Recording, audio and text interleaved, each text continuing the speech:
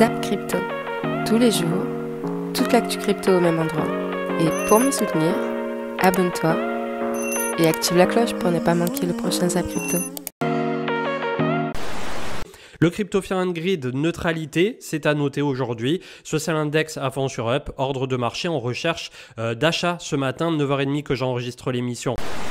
Le Bitcoin qui est toujours dans cette petite montée lente et ni vu ni connu, je monte doucement mais je commence à coincer de plus en plus de shorters, je commence aussi à bouffer de plus en plus de stops, je commence à préparer un short squeeze potentiellement. Pourquoi je dis ça? Parce qu'on va commencer sur l'order flow directement. On a clairement un déni sur au niveau des contrats perpétuels. Donc du déni, c'est quoi? C'est en gros ici des vendeurs qui refusent de voir le prix monter et qui sont un petit peu dégoûtés de voir le prix monter. Pourquoi ça? Parce qu'on a toujours un prix qui monte doucement mais sûrement, mais un ratio short qui continue de monter, un open interest qui monte, ce qui veut dire que là il y a beaucoup de traders qui commencent à se positionner short. Et rappelez-vous, je vous ai expliqué ça hier, mais généralement certains ont du mal à comprendre, mais oui, mais si les gens short, c'est que ça va descendre. Non, si les gens short massivement et qu'ils sont plus nombreux, ou en tout cas qu'ils lâchent pas l'affaire et ils continuent de shorter, ce sont des acheteurs, des vendeurs à découvert qui deviendront des acheteurs. Rappelez-vous, un mec qui short fait une promesse de rachat, donc c'est ultra bullish quand il y a un marché qui est hyper shorté, puisque ça fait des promesses de rachat nombreuses. Et donc, s'ils ont raison, bon ok, ils vont racheter leur position moins cher, et donc faire un profit sur leur short, mais le marché va toujours contre la majorité. Si la majorité est en train de shorter, c'est ce qu'ici on voit au niveau de l'order flow, grâce au ratio short qui fait que monter, c'est probablement qu'on accumule beaucoup de mecs qui vont devoir faire des promesses de rachat qui peuvent se faire squeezer. Donc c'est ok, je dirais, d'être encore en déni alors qu'on est sous les résistances. Ça fait mal un petit peu de se dire « Ah putain, on n'est pas dans le move », mais en même temps, ce move est tellement anxiogène parce qu'il est lent. Mais bon, normalement, lent, mais sûr aussi. Hein. On attend aussi probablement un signal du côté de Ethereum. C'est-à-dire que si Ethereum trace sa route et que lui, il accepte du côté de ses résistances, il pourrait donner le feu vert à Bitcoin. Et on va penser un petit peu à ce qu'on avait vécu à ce moment-là. Je pense que c'était dans cette période-là que Ethereum avait tracté le vieux King qui était un petit peu sur le retard. Donc on pourrait voir ça. Maintenant, tout va se jouer ici. Donc s'il n'y a pas le dip ici et que ça se contente d'être fort, il faut porter ses couilles et mettre un stop relativement large. Et puis haussier, et sinon si ça réintègre vous pouvez tenter le short, mais c'est pas forcément gagné. Alors ce que l'on peut voir maintenant avec Ichimoku, qui est tout simplement un indicateur que j'affectionne tout particulièrement, qui est un indicateur de tendance où vraiment tout est écrit, tout est donné. Ce que l'on voit, c'est qu'ici on a eu un petit nuage assez boule, le prix il est resté durant tout le bull run au-dessus du nuage, au-dessus de la Tenkan et au-dessus de la Kinjun, avec bien sûr la Chikou qui suivait, et depuis on a une petite phase de range, tranquillement, on a quand même perdu la Kinjun, mais le nuage, il a servi de support, très proprement, c'est juste magnifique ce que l'on voit là.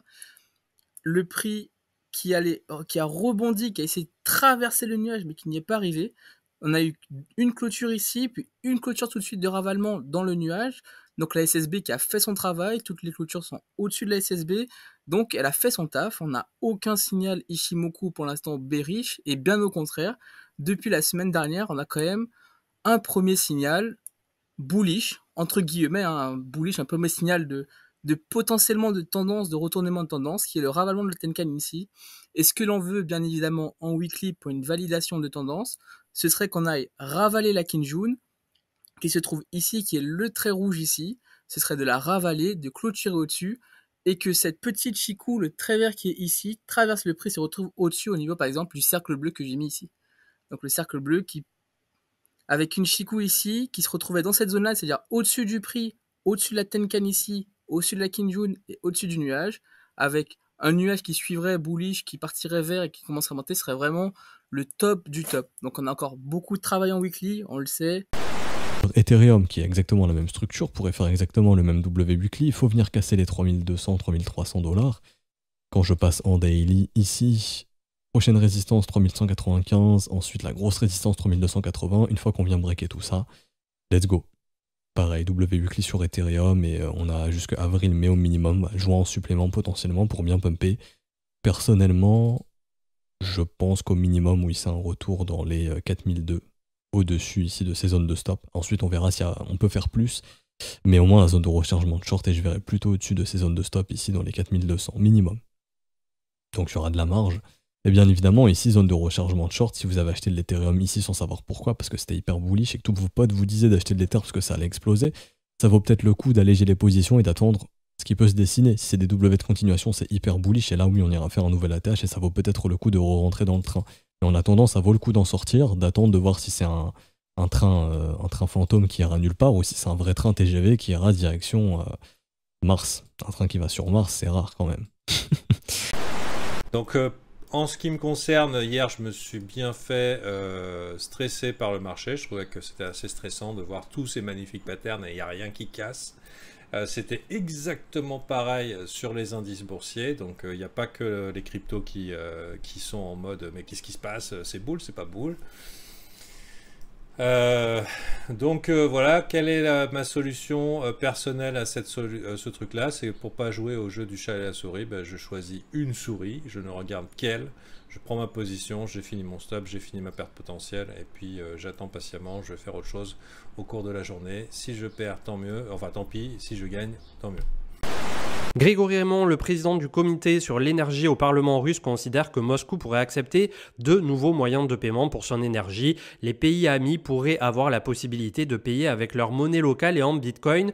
Donc là, c'est clair qu'il y a aussi le cas des chess qui est en train de se jouer en ce moment au niveau de ce conflit. Ce qui serait complètement dingue, effectivement, c'est qu'à terme, on en arrive à utiliser le bitcoin pour complètement contourner les sanctions et qu'un pays, un État comme la Russie dise finalement, vous avez voulu nous embêter avec les fiat, on va passer par les crypto-monnaies. Et le bitcoin étant ce qu'il est, incensurable, borderless, on n'a pas de frontières, etc. N'importe qui peut s'en transférer et des sommes pharaoniques s'il a envie.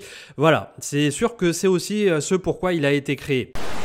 En fait, il y a eu une réunion, si vous voulez, Biden est venu à Bruxelles, il a discuté avec la Commission européenne de faire, augmenter les sanctions sur la Russie. Donc potentiellement, on sait que Biden veut peut-être faire pression sur l'Europe pour qu'elle arrête d'importer du gaz et du pétrole russe. Et Poutine qui les prend de court la veille, donc c'était hier soir je crois, qui dit écoutez, c'est simple, moi de toute façon si maintenant vous voulez m'acheter du pétrole, il va falloir le faire en rouble. Et le rouble qui là-dessus nous fait un joli rebond, donc Poutine qui prend vraiment tout le monde de court ici. Mais revenons au secteur des cryptos avec une très bonne nouvelle pour Cardano et ses investisseurs. Aujourd'hui, on a Coinbase qui propose le stacking de ADA directement sur sa plateforme. À savoir que le taux de récompense estimé est de 3,75% et l'annonce a visiblement enthousiasmé les traders car le token a été jusqu'à faire un plus 17% suite aux déclarations de Coinbase. Et je profite de cette actualité pour vous faire une petite mise à jour concernant la création récente des 23 pools de stacking qui ont reçu l'équivalent de 1,4 milliard de dollars en moins de 24 heures.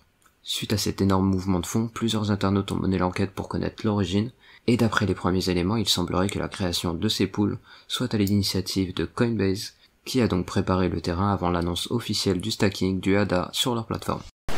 Le crypto total des altcoins uniquement, on est sous le point pivot, 1125-1126 milliards. Si jamais ça passe, grosse accélération. Dans un premier temps, on revient à 1250. Ensuite, on a une zone dure ici autour de 1500 et on a un ATH pour les altcoins à venir chercher à 1700 milliards. Donc là, ça se présente plutôt pas mal. Toujours pareil pour le printemps.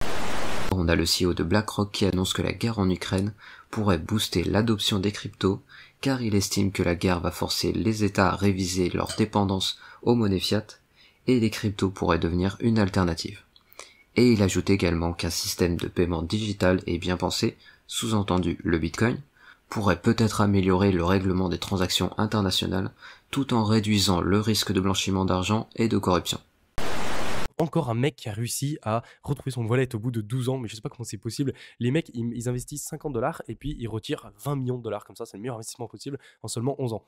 Et du coup, il y avait 489 bitcoins, donc 500 bitcoins, ça représente environ 20 millions de dollars, donc c'est plutôt pas mal, ça commence à faire quand même une belle somme. Et surtout pour un particulier, parce que pour les entreprises, 20 millions de dollars, c'est vraiment pas beaucoup dans les cryptos, mais au niveau d'un particulier, ça fait vraiment beaucoup d'argent. Et du coup, il avait pas activé, il avait pas fait de signe de vie sur son portefeuille depuis 11 ans, c'est-à-dire qu'il a acheté ses bitcoins peut-être en 2010, 2011, donc c'était il y a longtemps. Et du coup, là, il les a réactivés et il a pu retrouver du coup son wallet avec 20 millions de dollars. Alors, ce zap t'a plu? Dis-moi en commentaire quelle est l'actu qui t'a le plus intéressé. Et si tu as manqué les actus d'hier, retrouve juste ici le zap crypto de la veille.